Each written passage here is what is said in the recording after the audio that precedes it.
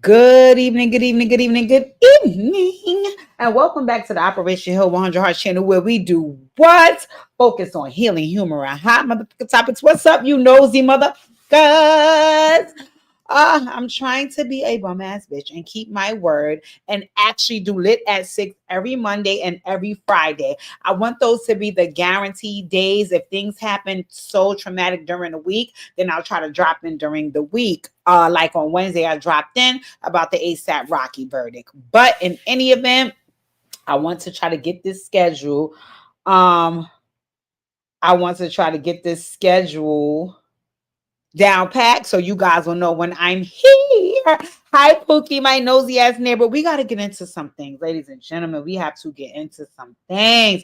I'm feeling a little melancholy today, but I think I'll be able to shake the feeling if, of course, we're on lit at 6. And that's because I learned of quite a few deaths today. Wow.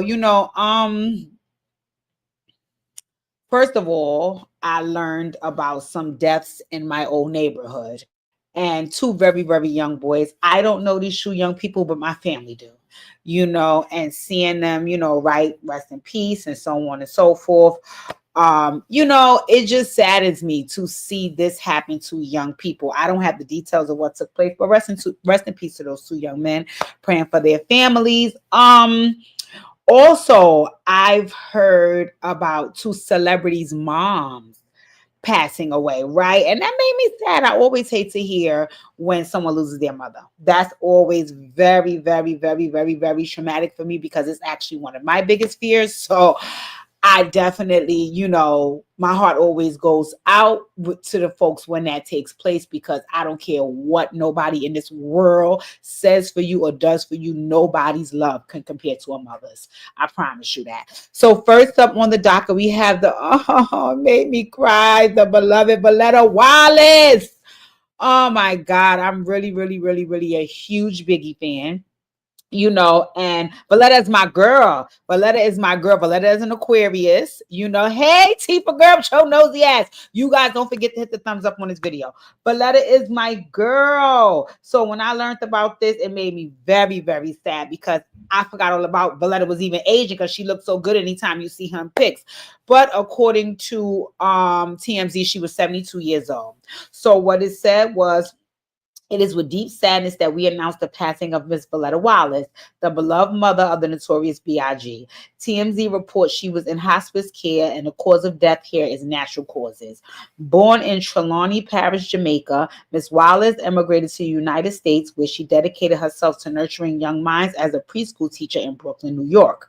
Her unwavering strength and guidance not only shaped her son, Christopher Wallace, into a legendary figure in the hip-hop, but also made her a maternal figure to the entire New York community.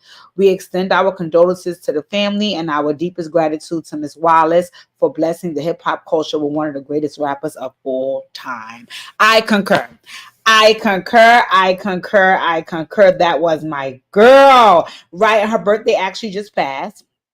So I was so sad to hear about that. But in any event, there comes a time for all of us.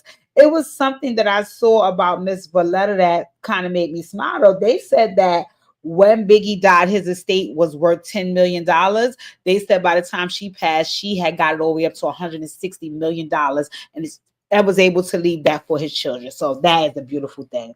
That is a beautiful thing. That is a beautiful thing that she was able to do that for her son.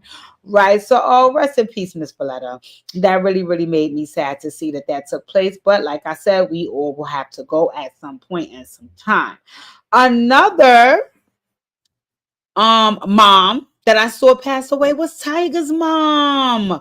Wow, she looks so young. She looks so Tiger looked just like his mother. Tiger looks exactly like his freaking mom. Yes, I saw that he posted that she passed away. I'm gonna tell you guys what he said right now.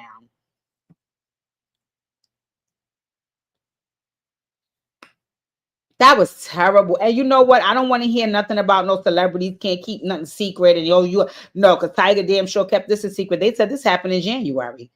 They said this happened in January. So Tiger know how to keep stuff a secret when he wants to. Don't believe that hype. But anywho, it says here, I've been trying to understand and process why God takes the most meaningful and most beautiful people away from us. but I know I'll never get an answer that will fill the emptiness in my heart.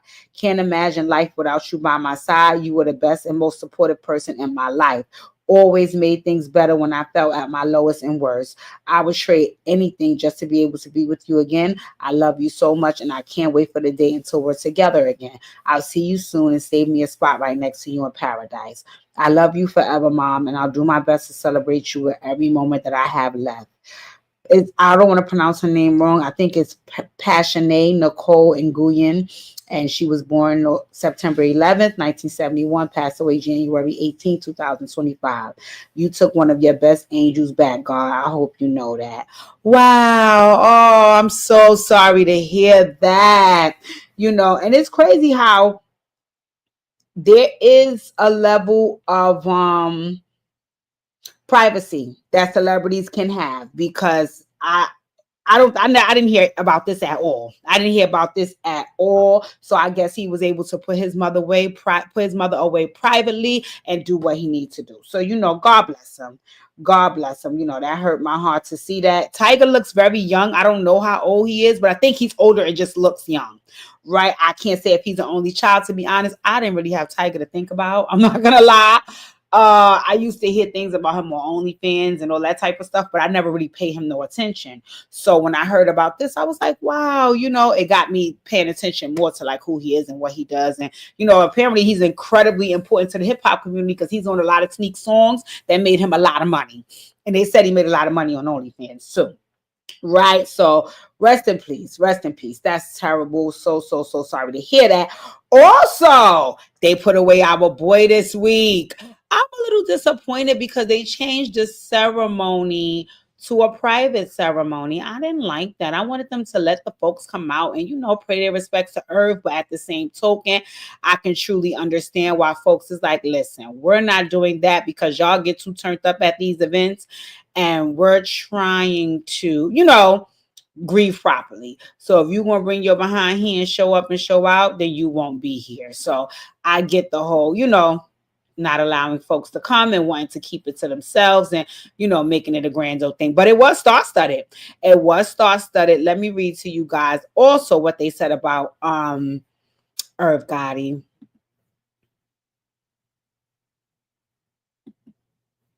Yes, I agree. I said the same thing.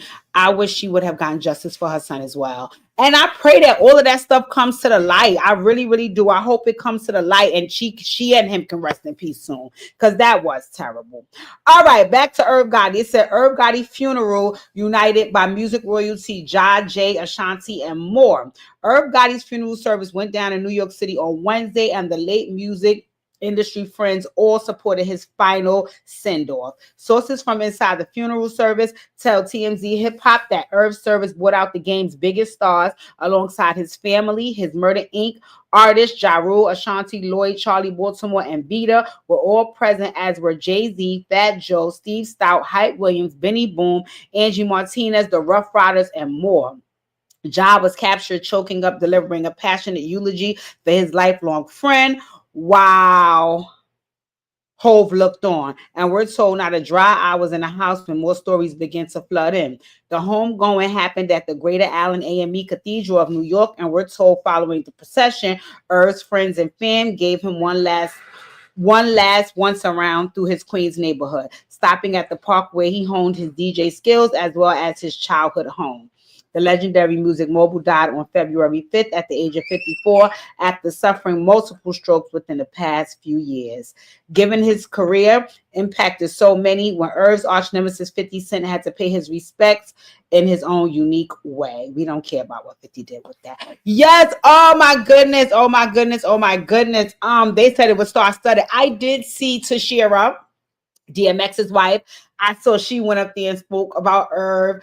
It really, really touched my heart when I saw Chris go up there and speak. He started off by saying, he was like, listen, I know they said only 2 minutes. I can't really do the 2-minute thing. I have to come up here and speak about my brother as freely as I need to. Ladies and gentlemen, please do not forget to hit the thumbs up on this video and drop your name in the chat so I could give you a shout out. Yes, so he went up there and he spoke, and I don't know. First of all, Irv was the baby, right? And almost 3 years ago, I buried an older sister, right? And am I saying I want to bury any siblings? Absolutely not. Right. But my sister that we buried is the oldest. And I don't know, like some weird way for me to kind of reconcile my thoughts and emotions surrounding her death was like, okay, well, maybe it's going in the order in which we were born. I know that sounds crazy, but that was one of the ways to keep my feelings, and keep me in a good headspace so I could be able to put my sister away properly. Right. And when I was thinking about Irv and thinking about him being a baby, of course, they didn't show the family and the audience, but I would have liked to see them and see, what their reactions were, because sometimes your younger siblings are like your children. Depending on the age difference between you two, sometimes your younger siblings are like your children. I am 13 years my younger sister's senior. You know what I'm saying? I damn near helped raise my sister, and there's a different feeling that you get when something happens to them, because in your mind, you are so trained to protect them. In all fairness, you trained to protect most of the times all of your siblings, but you feel an extra layer of protection over your younger child, because it's over your younger sibling, because it almost feels like that's like a child of yours. So I know that they was mortified, just standing up there when everybody else is older than him. He's actually the baby, and having to put him away. So that really, really touched my heart. I was like, wow, I don't wish it on a soul.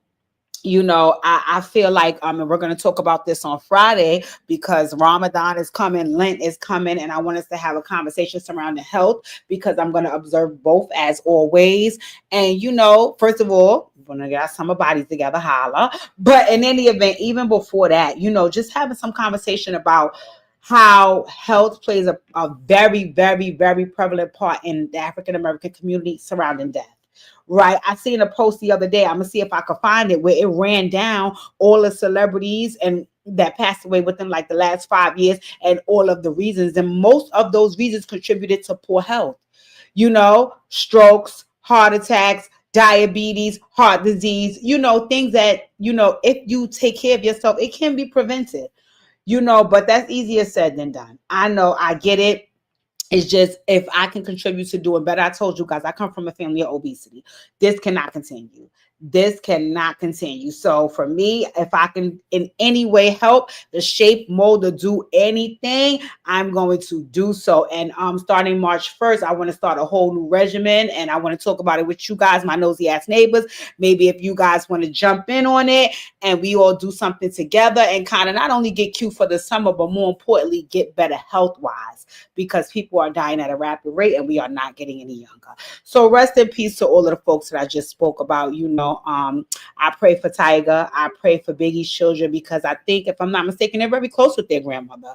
They're very close with their grandmother. I read somewhere that she was in hospice. So I imagine that, they kind of sort of knew that this was coming once you go into hospice care, but it still doesn't make it any better. So we're going to keep her, we're going to keep them in prayer. We're going to keep Tiger in prayer, and, may God continue to bless and keep them safe. Okay. Now, this next set of news that I have, I don't want to say it's good news per se, because I never really like, hearing about anybody getting incarcerated. In my opinion, jail is the worst place to be. But due to the conditions of this situation, I think that, jail was warranted here, unfortunately, right? So one of Pop Smoke's killers actually got 29 years, right? Let's read that. It's so crazy, because the other day it showed me, because I never forget, Pookie and I were departing the plane in Jamaica when we got the news about Pop Smoke. And it's so crazy, because the other day it showed me the memory that it's been 5 years. It's been 5 years the other day. It said Pop Smoke killer sentenced to 29 years, apologizes for unforgivable actions. I would like to sincerely apologize, Corey Walker told the court. Today I take responsibility. Today you take, today, when they give you 29 years, Corey, shut the fuck. You know what?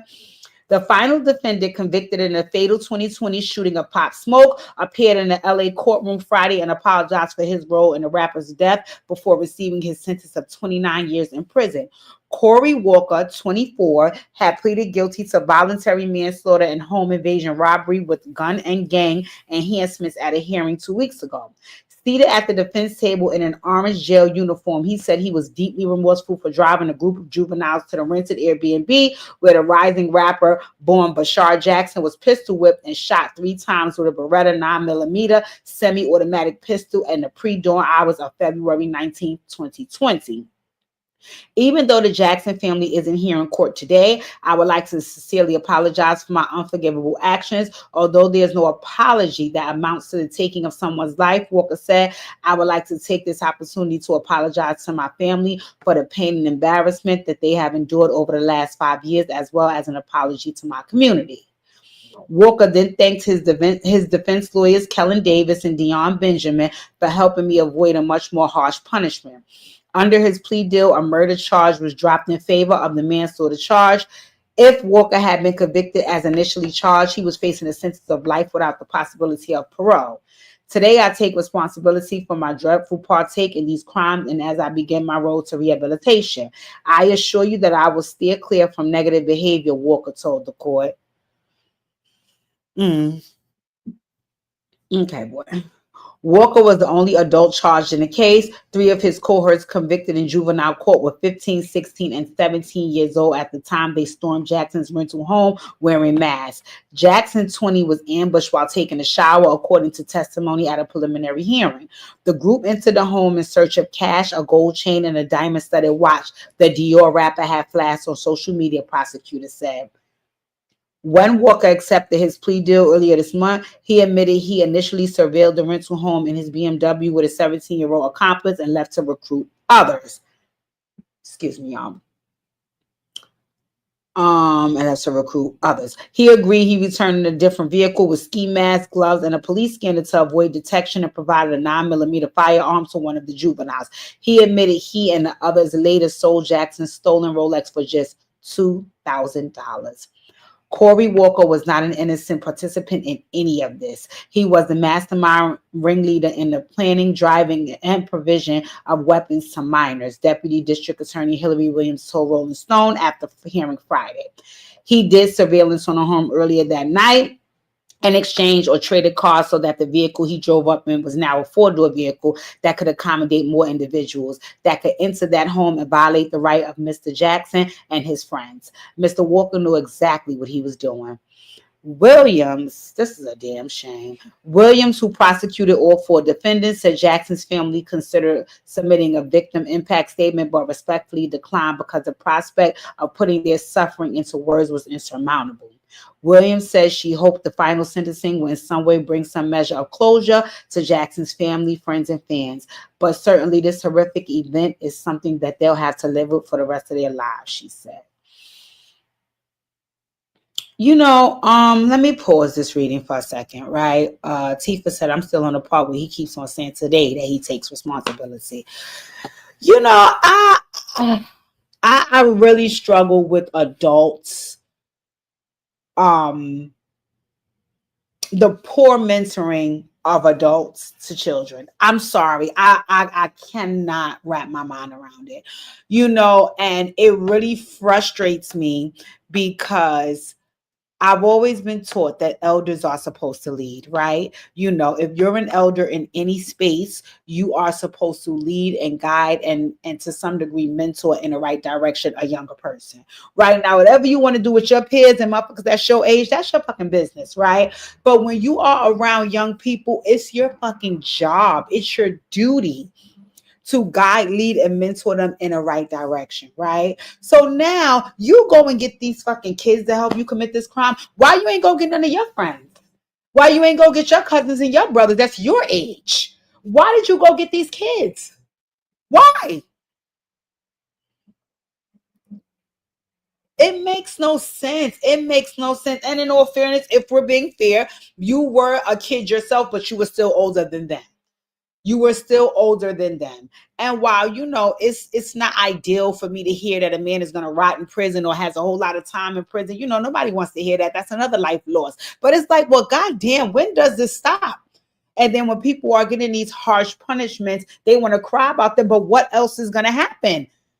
What else is going to happen? You sold the fucking watch for $2,000. It's 4 or 5 of y'all. Which I got 400 or 500 a piece. Is a man's life worth all of that? So I'm just disgusted. I'm just disgusted. I'm so disgusted about. I'm disgusted. Mm-mm. So anywho, Williams, who prosecuted all four defendants that Jackson's family. Oh no, I already read that. Speaking to Rolling Stone 2 weeks ago, Jackson's mother, Audrey Jackson, said that she was thankful the case was resolved, but it didn't change her devastation. It's over for everybody except for me. This never ends for me, and that's unfair, she said, speaking by phone after Walker pleaded guilty. I'm grateful that the culprits were caught. I appreciate they got justice to the fullest extent of the law, but my life doesn't change. I still don't have my son. I will continue to work on his legacy, but that's also a constant reminder that he's not here. Um, I remember Pop Smoke graduated from. I worked in a transfer high school in Brownsville. In the transfer high school that I worked in, there was another transfer high school on the other side, Metropolitan, right? Pop Smoke graduated from that transfer high school, but he applied to our transfer high school first. And I do the parent intakes, and I did the parent intake for his dad, Mr. Jackson. I don't know why I remember. Well, I do know why. I remember this intake so vividly because my dad is Panamanian, and Pop Smoke's family is Panamanian. And if you are raised by a Panamanian, we see each other, okay? And I remember when me and his dad was doing the intake, his son, at that time, Pop Smoke was heavily into basketball and rapping. And he was saying that he just wishes most Panamanians, that his son would just leave that stuff alone and go be a doctor and a lawyer and all the things that Panamanians want you to be when you come to this country, when they come to this country and they want to, project that off into their children. Because my dad was actually the same until he got a little older and saw that's not realistic for his children. Anywho, I remember talking to Mr. Jackson, and he was saying that, between rapping and basketball, especially rapping, it was getting Bashar and a lot of Pop Smoke in a lot of trouble. And he was like, I just keep trying to tell him to come away from that, and you're not that type of kid, and yada, yada, yada. He was like, I don't know what got into him, right? And I said, well, I'm going to tell you something, Mr. Jackson, that I know to be true because I am living proof. I said, when you come from good, you return to good. Right. I said, so whatever path that your son takes, if you're sitting here telling me that you raised him right, I honestly think that he will go down the right path. Right. So you worrying about him becoming this person that you don't know and you're unfamiliar with it. That's not how you raise him. That's not who he'll become. Now, what ends up happening with all young people, because it happened with me, is you do stray away from that path temporarily because you're trying to find yourself. We all have done it. But the one thing I know to be true is that when you come from good, you return to good. Now, however you get there, baby, that's on you.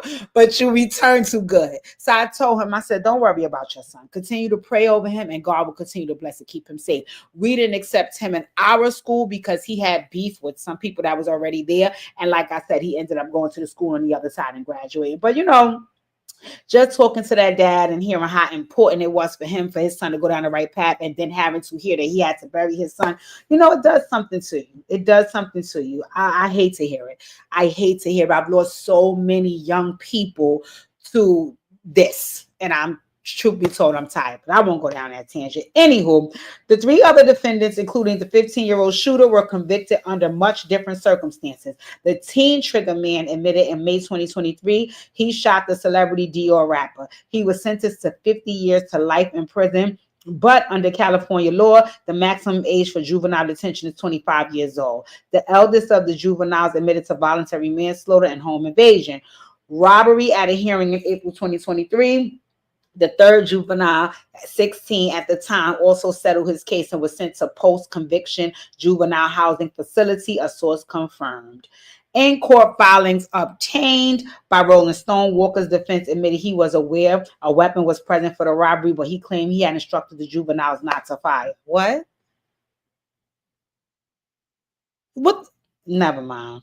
Never mind. Walker allegedly insisted that if it became necessary for the suspects to defend themselves, they should use a flower vase rather than shoot someone.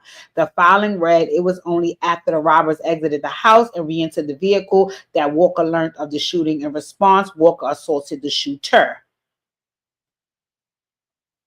Let me get this straight.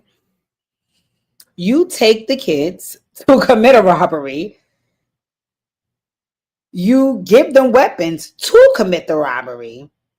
You tell them not to use the weapons. You send them in the household. And then when they come back out, you beat the shit out of them for absolutely not. Absolutely not. Walker's defense lawyers told Rolling Stone on Friday that the plea deal was the best outcome for their client. Still, it was a hard pill to swallow. Was it now? It was a hard pill to swallow for oh Lord. Considering Walker wasn't inside the home at the time of the shooting, but will end up serving the longest sentence. He really is taking a big blow here, but I think his apology is heartfelt. He genuinely is remorseful. He never wanted this to happen, David said. We join in the apology. Not me. Take that apology and shove it up your ass. The man is dead. That's what you could do with that apology. You could shove it up your ass. A man is dead. You're truly remorseful 5 years later. You shouldn't have fucking did it.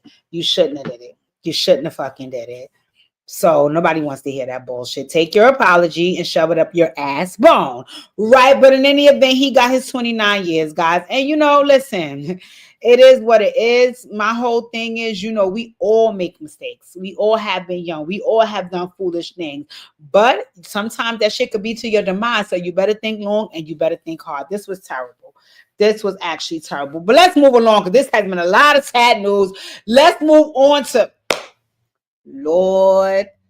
Look at this. Look at this. Look at this. Lil Meech. Ladies and gentlemen, if you are new here, please hit the thumbs up on this video. If you have not yet, please subscribe to the channel and leave your name in the chat so I can give you a shout out with your nosy ass. You're my new neighbor and welcome to the neighborhood. Listen, Lil Meech, I'm going to tell you in the words of Portia, wrong road, wrong road. Lil Meech, I hate this for you. I hate this for you. I hate this for you. Now, in all fairness, let me tell you why I didn't say too much about Big Meech, right? Number one on the list, I'm guessing him and 50 could be around the same age. So in my mind, it kind of equated to like a man-to-man thing and an ego thing. And you know what I'm saying? So for me, I didn't really impress the way they talked about Big Meech. I didn't have Big Meech to think about, so I got a relationship with Pookie told me about him because I didn't even know the motherfucker exists. But I got to hear all these things about him and how much he was a legend and his legacy. Really and truly to this day, I don't have Big Meech to think about. I don't really care for the BMF series, but I do watch for Pookie. And I guess what I can say is that you guys know I'm not a 50 fan. Y'all know that. But I am a give credit where credit is due kind of person. And what I can say with 50 is the opportunity that he provided Lil Meech. The opportunity that he provided Lil Meech was a beautiful thing. Me personally, I wish he would have provided to his own motherfucking son and he fixed that relationship. But hey, we're not talking about that. The opportunity that he provided Lil Meech was a beautiful thing. Because for all of these people that sat around and talked about how much of a legend he was and how much he changed their life, I didn't hear nobody doing nothing for his fucking kid but 50. So the opportunity that 50 provided Lil Meech, I honestly have to commend him for that. I have to, right? So when Big Meech and 50 started going at it, I kind of was like, maybe some egos got involved. I don't know. I wasn't too much talking on that. My concern was with Lil Meech because I was saying, it seemed like, in my opinion, he's between a rock and a hard place. And if he was smart, he would just remain quiet to the public. Now, whatever he want to do behind the scenes, hey, if he want to have his dad back, have your dad motherfucker back. If he want to stay neutral, stay neutral. Whatever he choose to do, in my opinion, he has every right to, right? He's a grown man to make his own choices. But saying anything publicly, in my opinion, was a bad choice. And if Lil Meech was coming to his healing heart session, I would have been able to tell him when he took this motherfucking picture, wrong road. So,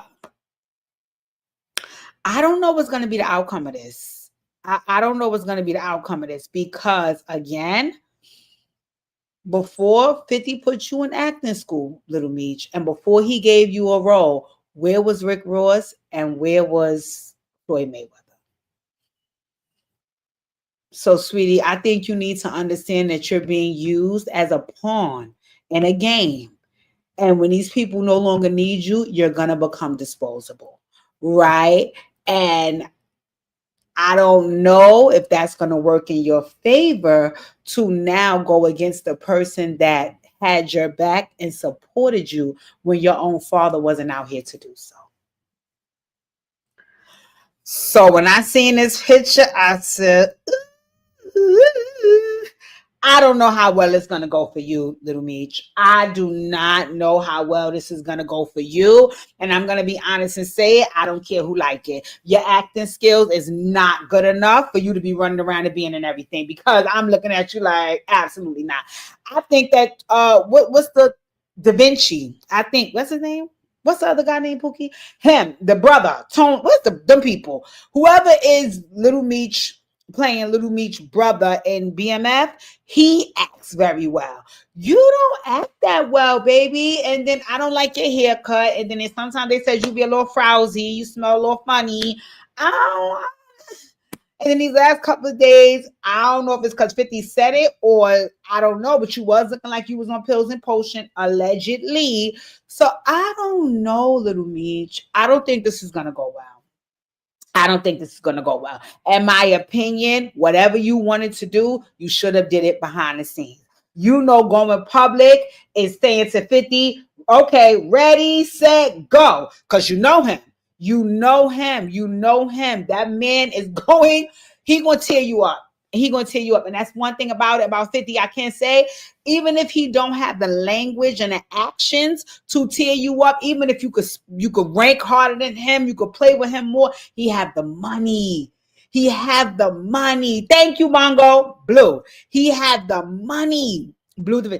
So, Meech. Come to Hill and Hearts, Meech. Come to Hill and Hearts. I don't think this was smart, brother. I don't think this was smart. Wrong roll. And I think you are now going to pay for this tremendously, because I think that the way 50 going to drag his nuts across your neck is going to be so embarrassing and degrading that he's going to break you. He's going to break you. And when he does, it's going to be a sad thing to see, because now we'll put your father in defense mode all over again. And you don't know what that might lead to. So I think that as the young man in this situation, you should have let your father and 50 rumble it out. And whatever side you was going to take, you should have did it quietly. Am I saying you shouldn't side with your dad? I would never tell you that. I would never tell you that. I don't give a fuck what 50 did for you. That's your pappy, nigga. So I ain't telling you no side with him. If you wanted to stay neutral, I would have understood it. Would I have agreed with it? Absolutely not. But I would have understood it, right? Because again, like Bongo said, you bite in the hand that feeds you. So maybe you want to stay neutral and say, listen, I don't want to be. But to actually publicly declare a side opposite 50, baby, you just signed your death certificate, okay? Okay, me. So maybe, I don't know. Come to Hill and Hearts. Come to Hill and Hearts. If I can help you in any way, I would try. You have to smell good when you get your Hill and Hearts session. We don't allow no funk and all of that right here, right? So, okay. So Bongo said Rick Ross used to be around BMF back in the day. Okay. Okay. Was he around when Meech? Okay. Well, we're going to keep Lord Meech in prayer. We're going to keep him in prayer. We're going to keep him in prayer. I would like to see him and 50 get past this and continue to put out the BMF story. I would like for him to continue to do it, but they said 50 said that's a dub, bitch. And now nuts on your neck and your pappy neck. So, I mean, let's keep them in prayer, y'all. Let's keep them in prayer. I don't see 50 is relentless. 50 is relentless. 50 is relentless. So I don't know how that's gonna go, but we're gonna keep them in prayer, right? Because I don't want to see, I would like to see them finish the life story, but it don't look like that's gonna happen. So keep them in prayer. All right, last but not least, let me tell y'all something. I want to tell y'all something, right? So Sanaa Lathan was online today, right? And online, she posted, girl. Yeah, okay, girl. She was online, right? So she put up 5 hours ago one of my many auditions for Monica Wright, #LoveandBasketball, right? So then she went on to put up some of the audition tapes from Love and Basketball with her and Quincy, aka Omar Epps. Now, maybe like hold on, I'm gonna look a little bit because not one of these audition. Oh, I didn't even know she showed them kissing.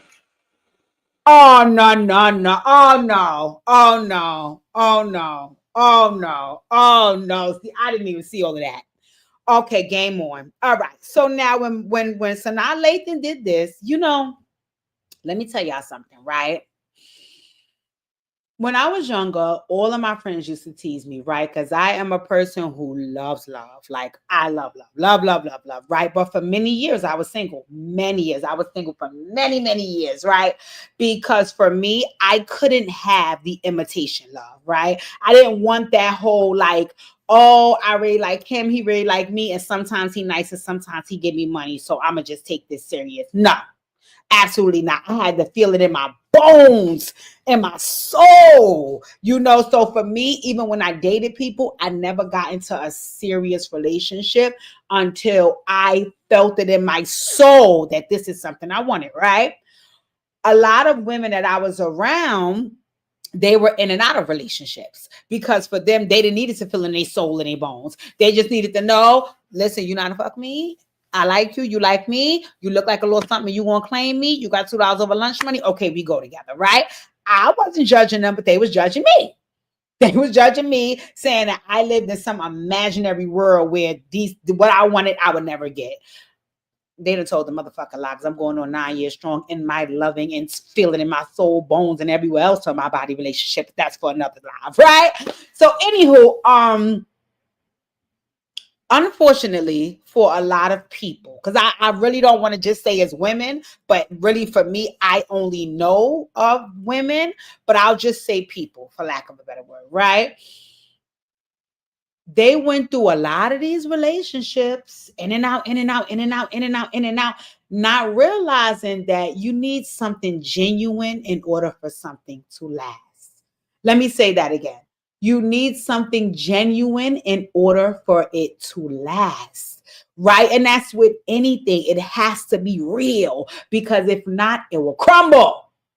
Okay? The foundation is weak, right?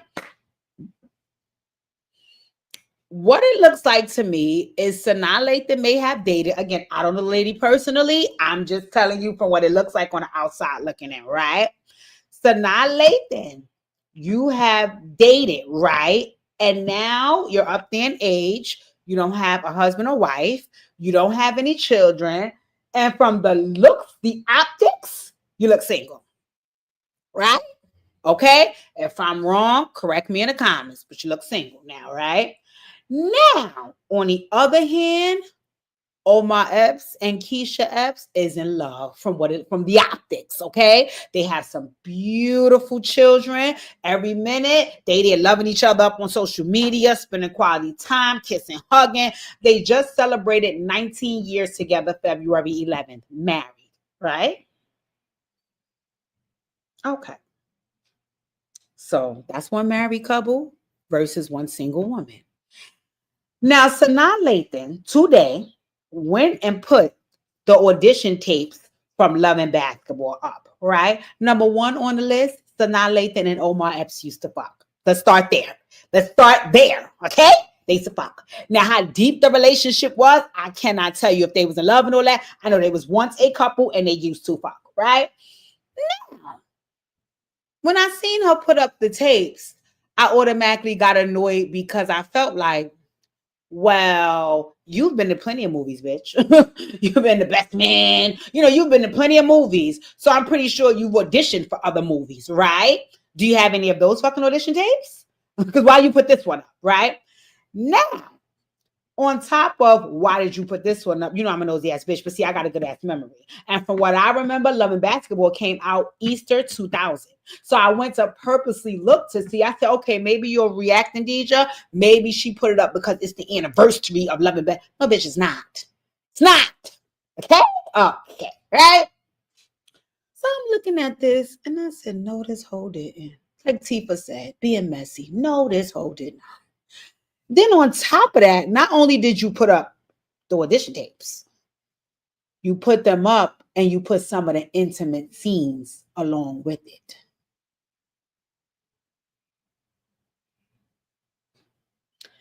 Let me tell you something. Loneliness breeds desperation. I promise you, on a stack of Bibles, if Sanaa Lathan had a man or a fucking woman, that would have never occurred. So I know you single. I know you single. Because that would have never occurred had you had a fucking spouse. Because they would have been looking at you like you fucking crazy. Right? They would have said, didn't you used to fuck this nigga? So what the fuck you reminiscing about when y'all was acting together and kissing and shit and posting it for the public to see? So automatically in my mind, she went to fuck with Keisha. And that shit sent me. Sanaa, let's girl. First of all, let me say this. Let me sip my water first. Let me calm down. Calm down.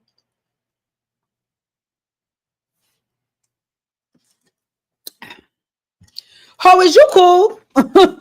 How is you cool? First of all, bitch, let me get you together from Keisha's standpoint. First of all, let me clock it right here. This is my motherfucking man, okay? Okay, let's be clear. I know him 33 years and been married to him 19 and birthed some motherfucking babies for him. This is my man, okay? So how is you cool? Right? That's number one. Number two on the list, what the fuck you was trying to do? Send a bat signal? What you was trying to do? You was trying to let him know you thinking about him subliminally. So let me put this up and let you know you still on my mind. Is you cool, ho? On your mind for what? That's motherfucker. You listen. You listen, baby. What is you reminiscing about my motherfucking husband for? And then you gonna put it out there for the world to see. How is you cool? Because I think you're trying to play in my face. I think you're trying to play in my motherfucking face. And see, Keisha, let me tell you something, girl. Call these Brownsville heathens over there. Call these Brownsville heathens over there. Me and the nosy neighbors will come and clock this bitch. Tika's hoe is you cool. Are you crazy? What the fuck? And then on top of that, let me tell you what's so crazy. Girl, I didn't even know. I didn't watch the whole thing because the video mad long. The video was mad long she put up, and it annoyed me that she put up. So I'm like, I'm not watching this bullshit. I thought she just put an intimate talking scenes. If you go to almost the end of the video, you'll see this hoe put up the scenes where they kissing. How is you cool? Bitch, Keisha, girl. Keisha, come off tour. Come off tour, sis. Come. Keisha, off tour we must come. Off tour we must. Keisha, this hoe ain't cool. Where is Pam? Okay? No. Absolutely not. Absolute. I'm telling y'all. Every day that I'm on a healing journey, I pray about things like this. Because if I had to check this bitch temperature, how is you cool? First of all, this used to be your man. Because see, let me be fair, right? Let me be fair and play devil's advocate. Nia Long and Lorenz Tate is still pleading the fifth that they never fucked, right? So if Nia Long, even though if I was Lorenz Tate's wife, I wouldn't tolerate it either, but I'm just going to try to be fair here. If Nia Long put up the old Love Jones shit, right? They still saying, listen, we never had nothing romantic going on. They still pleading the fifth, whatever fuck bullshit they doing there. Right? So if I was Nia Long's wife, I would want to know if that hoe was cool, but I would still be cool because my man telling me he ain't never hit it and she telling me he ain't never hit it. All right. I'll probably my temperature be a little lower.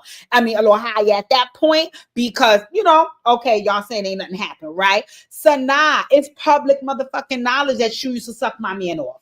It's public knowledge that you was his woman at a time. It's public knowledge. We know this. We know that there used to be a man. We know he used to hit it. Okay, bitch, I'm not bothering you about that. I'm not bothering you about that. I'm letting you slide because maybe you was around at a time that I wasn't around. That's cool. I don't want no smoke. But bitch, once he became my motherfucking man again, once he put this ring on my motherfucking finger, once he put the motherfucking babies in me, and once we celebrated 19 motherfucking years married and 33 motherfucking years knowing each other, you gonna put up some intimate motherfucking details of y'all over there. How is you cool? This hoe ain't cool. Girl, Keisha, at Dawn we ride. This hoe ain't cool. She can't possibly be. She can't possibly. And so now I want to tell you something. You embarrassed your fucking self. You embarrassed yourself because I know for a fact you ain't got no spouse. You know why I know that? Because if you had a spouse, you would never even be thinking about Omar and the intimate scenes from Love and Basketball from 100 fucking years ago. You'll be over there getting nailed to the cross by your motherfucking man as a whole. You would be cool. Your ass is lonely. You got desperate and decided to play in my homegirl face. So now at dawn, we fucking ride. Me and the neighbors ride at dawn. We're not tolerating this. We're not tolerating this. I love black love. I celebrate black love. And Keisha and Omar look fucking happy. They look happy. They have a beautiful little family. Bitch, you ain't cool. That's show business. Get you a rose and leave them people alone. I don't like it. I don't like it. So neighbors, at dawn we fucking ride. At dawn we ride. So y'all know me. Here I go on my social media because it pissed me the fuck off. I said absolutely not. Absolutely not. We gotta protect black love. The same way we gotta protect black love, we gotta protect black love. And I know how these side bitches do. I've been did that. I've been popped off. I know how that shit go. That's when your self-esteem is low. You feeling down on yourself. So you just allowing any motherfucking thing. Because one thing about real bitches, when you solid within yourself and you done built yourself up, you done healed, you done worked on your trauma, you done got, you're side bitch. Excuse me? No. That's when you're not in the best space. I've been there. I know what it's like. No bitch can't play in my face. I know this game. I know this game. So you over there lonely and depressed, wishing you had a family because you probably about maybe 48, almost 50 now, and you see Keisha over here celebrating 19 years married to the love of your life, which really and truly, he probably ain't even the love of your life. You just think about him because he looked too happy and in love, and you ain't happy and in love, bitch. But we protecting black love on this channel. Okay, Sanaa? How is you cool? So now when I went up there, because I ain't shit. She done pissed me off so bad. And I used to like Sanaa like that. But now I don't like that hoe because she ain't cool. So I went on my page and tell y'all what the fuck I said. I said, so Sanaa Lathan is posting these old audition tapes for Love and Basketball? Absolutely not. See, this is what bitches do when they're old and lonely. So you ain't got no man. This used to be your man, and he's currently happily married, inappropriate, and thirsty. Move up. Right? Then I ain't shit. Look at me here now. I go and I find this because I remember I saw this, and this is one of the reasons that made me love them, because I saw a couple of I think like 2 years ago, Omar Epps was on the Tamron Hall show. Let me let y'all fucking hear what Omar said about his woman. How is you cool? Absolutely not. I want Sanaa head on the platter. I don't like it. Let me find y'all what he said about his woman, because he's in love. He's in love. What you're not gonna do, you're not gonna aggravate. Let me see. This is it. Yeah, this is it.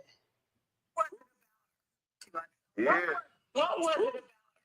We just always had a great communication. So the first 2 years that we knew each other, we were just friends, like platonic, like really friends. He talking about Keisha right here, his wife. How is you cool? And we just formed this bond of transparency with each other. And once we decided to become romantic, it's just been this one. She was like the one that got away. Really? Yeah, because we were cool, and then we sort of lost touch for a little bit of time, and then we came back together. And I would always say to one of my best friends, Nguyen, he would say, "Hey, man, you ever felt like there was, one woman that got away?" And I would always say her. Wait a minute, let's pause right there. You heard that part? You heard that part? So Sanaa, even when he was over there sucking your nipples, he still was thinking about Big Key. He still was thinking about Big Key. This is why you got, see, girl.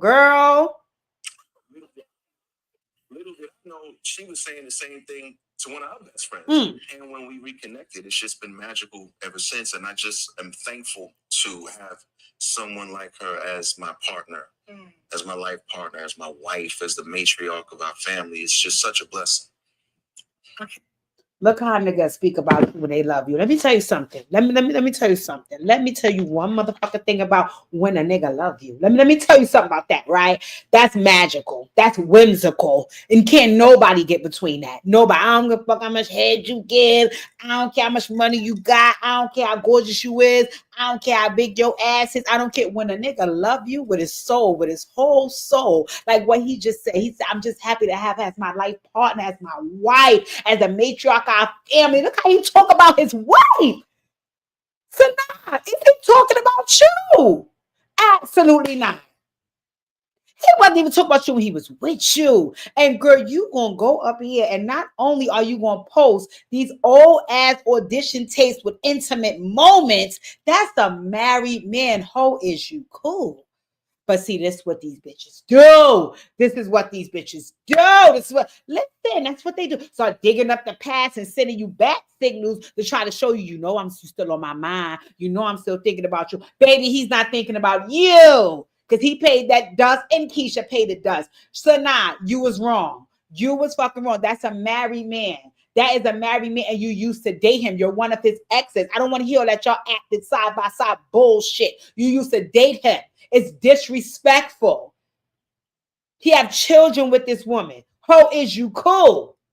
But see, no, you ain't cool. You ain't cool. That's why I said, Keisha, you better come over here and get one of these Brownsville heathens because we will get on this whole ass. Now, so now I want to do this to you because I used to like you. I don't like this. This was messy and thirsty. Okay, this was messy and thirsty and nasty. These people is 19 years married with children. What is you going posting this lady husband who think you used to suck on the internet with you kissing him? I don't give a damn what y'all was playing in, bitch. I don't care. Ho, is you cool? But evidently you're not. Evidently you're not. Keisha, at dawn we ride. We not playing this game. We not playing. Oh, we grown women. And talk. Ain't no talking. Go get Pam. Go get Pam from the pulpit and tell her, bitch, at dawn we ride. And come get us. Come get the neighbors because we will go down there with you. We don't play that shit. We are protecting Black love on this channel. I'm telling you right now. So Sanaa, let me let you know one thing. Let me let you know one thing because clearly you ain't cool.